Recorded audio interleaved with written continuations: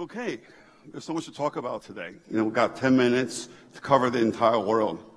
I just want to say, there's one thing. I'm an American who's been coming to Israel for 30 years. I think there's one thing definitely Israel and the U.S. has in common right now. Just like the Israelis refuse to give any credit to the economic success of Israel to Bibi, there's no question the American press does not want to give any credit to what Donald Trump has done over the past year. And yet, you know what? I'm an economist. I believe in numbers. I look at what Trump has achieved in the last, basically, 3 quarters. The economy is growing at 3%, something the economists have been telling us that we will never see ever again in our lifetime. What I see is that illegal immigration in the U.S. is down sharply since Trump became president. I see that women are now allowed to drive in Saudi Arabia. If you want to ask me afterwards, I'm telling you that's a direct consequence of Trump's presidency. And I see, in fact, just this week, the Europeans decided to ramp up defense spending, in response to Trump's basically threats to essentially pull out of NATO. So I would argue Trump's having a pretty good year. But guess what? There is no question if he had done nothing of this, if he just did one thing, tax reform, which he just signed into law this Friday, he would have still go down history, in my view, as one of the most important presidents in the last 30 years. Now, you might want to say, what is this tax reform about? Now, let me think about it this way. Trump was elected because of a backlash to globalization. Think about this. There's something very ironic about the fact that the U.S. having been one of the big losers of globalization. Because if it hadn't been for the IT revolution, which was invented in America's backyard, there would have been no globalization. I don't know if you remember, in the year 2000, the year before China became a member of the World Trade Organization, the combined market cap of Intel, Microsoft, and Cisco was greater than the entire GDP of China. And yet today, 17 years later, 90% of American people said that they're either worse off or they're no better off than they were 17 years ago. This is the reason why Trump was elected into power. Now, you might say, well, why is it? Why is the Americans having been such a big loser of globalization? I would argue the biggest reason is the goddamn U.S. tax code. The U.S. tax code today is not just outdated, it is literally a dinosaur. Today, until Trump signed into the new tax reform, U.S. had the highest marginal corporate tax rate of any OECD country. Today, the U.S. and North Korea don't have that much in common, but one thing they do have in common is the tax code. Because U.S. companies, like North Korean companies, are actually taxed based on their worldwide income as opposed to their territorial income, which has become the international norm. The U.S. is the only member of the OECD that does not have a VAT today. The U.S. is very backward when it comes to taxes, especially corporate taxes. And this is the reason why, in the last 20 years, U.S. companies will much rather invest outside the U.S. as opposed to inside the U.S. This is the reason why U.S. companies have parked more than $3 trillion of foreign earnings outside the U.S., money they do not want to bring home because they don't want to pay U.S. taxes. In other words, for 350 million American people, that $3 trillion might as well be somebody else's money because it's not doing anything good for the U.S. This is what Trump was trying to basically change. And guess what? You might say, well, this isn't just obvious thing what I'm telling you. These are things that, why haven't the Americans done something about this until now? Well, let me tell you this. I've always said, the founding fathers of the United States were so conceited with the system of government they came up with, they decided to make it as difficult as possible for anybody afterwards to change it. Without a party when the party does not have complete control of Washington, meaning owning the presidency and both houses of Congress, nothing ever got done. You can see this. In fact, you know what? In the last 50 years, Reagan never had full control of Congress even 1 year, nor did George Bush. Clinton only out of 2 years, and Obama only out of 2 years.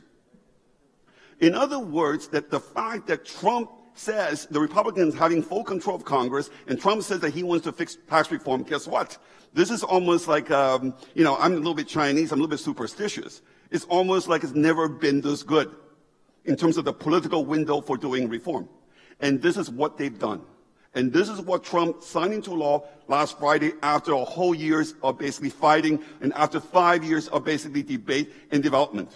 What they've done is that there are 3 components here. Corporate tax reform. They've lowered the corporate tax rate from 35% to 21%. 21% now puts the U.S. right in the middle of the international average. At the same time, they moved to a territorial system taxation in line with the international norm. They curtail tax deductibility of interest and immediate expensing of basic capital expenditure. Also, there's this big deemed repatriation tax. Obviously, there's a lot of detail here. We cannot go over all of it. Small business also get a big tax cut. Personal income tax cut, guess what?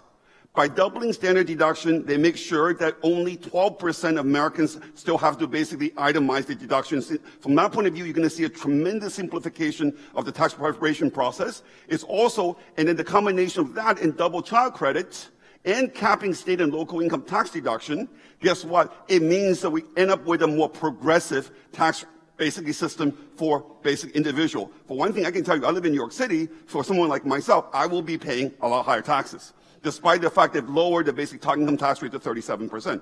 So from that point of view, there's a lot of good things in this tax reform. It's not perfect, but it's good. Yet, shockingly enough, most of our investors at Merrill Lynch, Bank of America Merrill Lynch, are totally unimpressed by this tax reform. In fact, only 15% of the respondents of a recent survey we conducted said that tax reform is going to have a positive, pronounced impact on growth. And then just to put it another way, incredibly, the U.S. economy is growing at 3%. Right now, consensus GDP growth forecast for next year is only at 2.4%. So apparently, the Wall Street economists do not believe that this tax reform is going to do anything good for the economy, even in the very short term. Unbelievable. And what's even more troubling is the fact the U.S. dollar index is now lower than where it was when Trump actually was elected last year. There is so much pessimism in the markets, unbelievable. Even the stock market. You said, well, the stock market is going up, and that should basically reflect basically greater optimism about tax reform. That's simply not true. This is essentially the ratio between NASDAQ 100 versus Russell 2000s. So NASDAQ obviously is tech. Russell is basically obviously small caps, and you can see there is no question that tech has been outperforming small caps. Even small caps would have been a much bigger beneficiary of tax reform than tech. So I'm telling you, the market is absolutely ignoring this tax reform. In my view, that is simply wrong. And that's going to be the biggest story of 2018 in my view. In my view, there is no question that tax reform, if anything, is going to boost growth. I think it's going to be very easy for growth to actually reach 3% next year, which is quite a bit above the consensus forecast of 2.4%. Okay? The fact is that lower corporate tax rate, immediate investment, write-off should provide a big boost to non-residential fixed investment. Repatriation of foreign earnings by U.S. companies will tend to go towards high wages, lower prices, all of which is going to help basically support consumption. And think about this. The tax cuts the middle class gets funded by increased tax basically on rich people is like an income transfer from people with high saving rate to people with low saving rate. That's also going to help growth. In my view, I think growth, it's reasonable to think that growth could even reach 3% next year at a minimum. But at the same time, there is no question the budget deficit is going to go through the roof next year.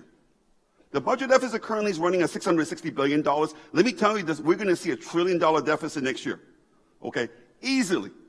Now, what that means is that 3% GDP growth and $1 trillion budget deficit, guess what? We will see much higher interest rates in the U.S. next year. I think a lot of this is going to play out already in the first quarter. I think 10-year Treasury yields, which is currently trading at 2.4%, is going to skyrocket to about 3% by basically the start of next year. And there's no question that tax reform is going to be very bullish for the U.S. dollar as well, especially immediately in the first 3 months. And this is because a very important aspect of this tax reform is this deemed repatriation tax. U.S. companies are going to be paying this repatriation tax, whether they like it or not, whether they're going to bring this money back or not. As a result, I think a lot of this money is going to come back to the U.S., and a lot of it is currently in foreign exchange that will have to convert it into U.S. dollar.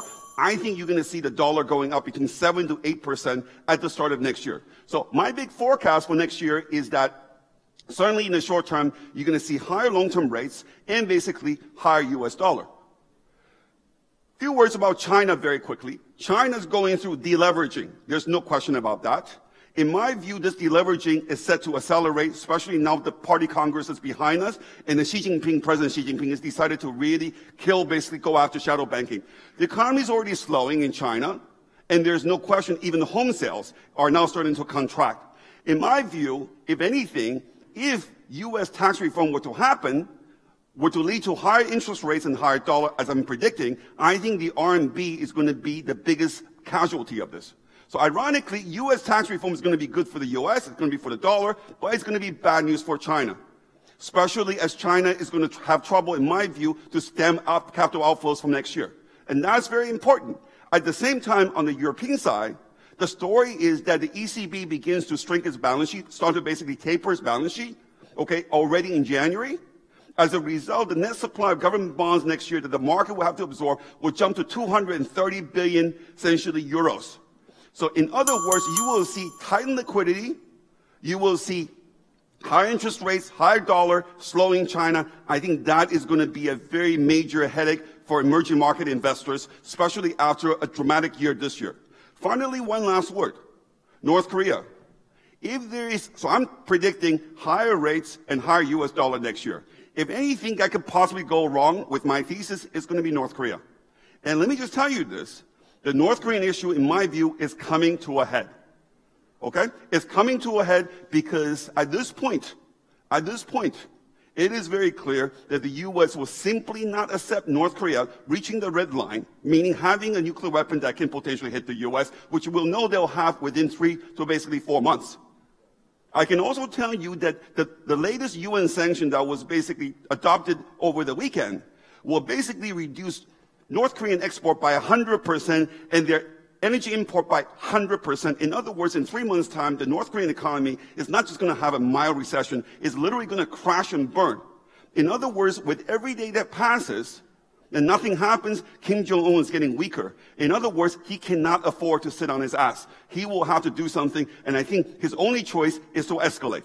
So from that point of view, look out for an atmospheric test by the North Koreans over the next 3 months, and that will certainly provoke U.S. reaction. And I'm not sure that will necessarily mean the U.S. will go after North Korea in an arms basically raid, but certainly there's a greater chance that U.S. and China are going to basically go to blows in some very significant way. So from that point of view, the biggest tail risk of 2018 is a potential deterioration of U.S.-China relationship, and that is going to be something I wanted to put on your radar screen. I'll leave it at that. Thank you very much.